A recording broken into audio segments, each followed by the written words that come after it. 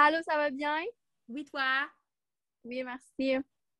Fait que là, pour le projet, moi, j'aimerais vraiment ça, définir la problématique. OK. Puis j'aimerais vraiment ça aussi faire les pour et contre. Non, ça, c'est ma partie, Noémie, là. Ben voyons, t'étais de bonne humeur pour le 30 secondes. T'es-tu bipolaire? Informe-toi avant de traiter le monde de bipolaire. Hey, aujourd'hui, là, je suis allée magasiner, là. Tu savais même pas que je me suis acheté. Je me suis acheté ça, je me suis acheté ça, il est vraiment beau en plus. Je me suis acheté ça. Je me suis acheté ça aussi. Là, il faut que j'ai trié par couleur, là. Fait que... Mais c'est ça, je vais aller trier par couleur.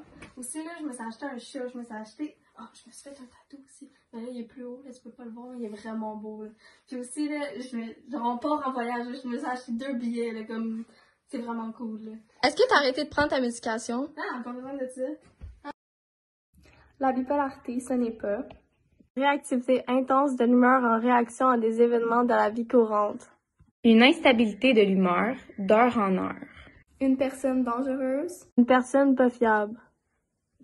Une personne instable. Une personne manipulatrice. Voici ce qu'est vraiment la bipolarité.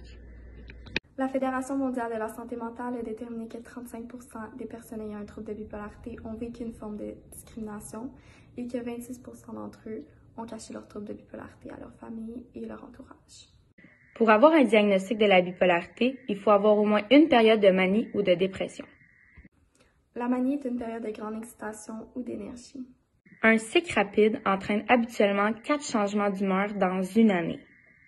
Seuls les médecins et les psychiatres peuvent diagnostiquer un trouble de santé mentale. Une personne atteinte d'un trouble de bipolarité vit ses émotions avec une intensité démesurée et peut parfois avoir de la difficulté à les maîtriser. La fréquence, la durée et l'intensité des émotions peuvent varier d'une personne à l'autre.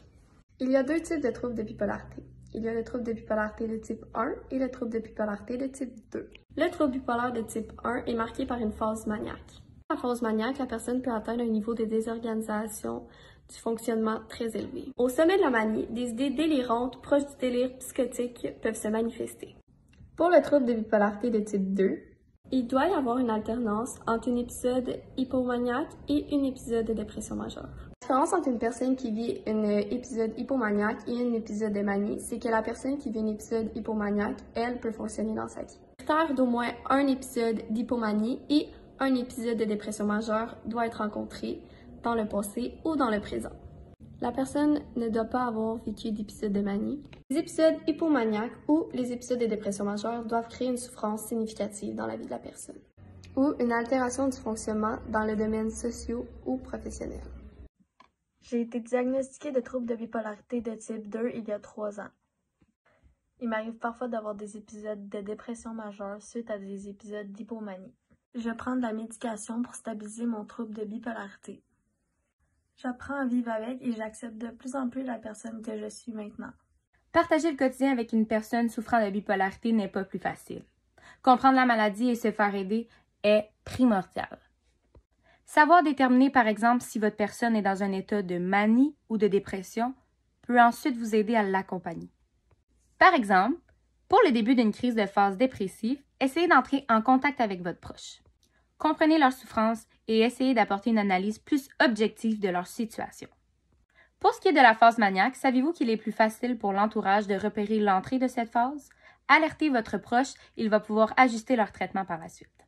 Pour ce qui est d'entre les crises, il est important de se comporter d'une façon normale avec votre proche et de ne pas l'étiqueter comme une personne excessive ou fragile. Voici quelques derniers conseils. Encouragez la personne à consulter un médecin, à prendre soin de sa santé et à prendre bien sa médication. Félicitez-la si elle s'est prise en charge et reconnaissez ses progrès. Favorisez l'autonomie de la personne tout en suivant son rythme. Ne tentez pas de prendre contrôle, sauf si la personne est en danger. Vous pouvez même l'accompagner à ses rendez-vous si elle le désire. Accueillez vos émotions. Il est normal de se sentir confus, désemparé, triste. Ne portez pas de jugement à la personne ni à vous-même. J'espère que notre vidéo vous a ouvert un peu plus les yeux sur la bipolarité. La santé mentale, c'est un sujet qui se passe à travers le monde et il faut ouvrir les yeux et en parler plus.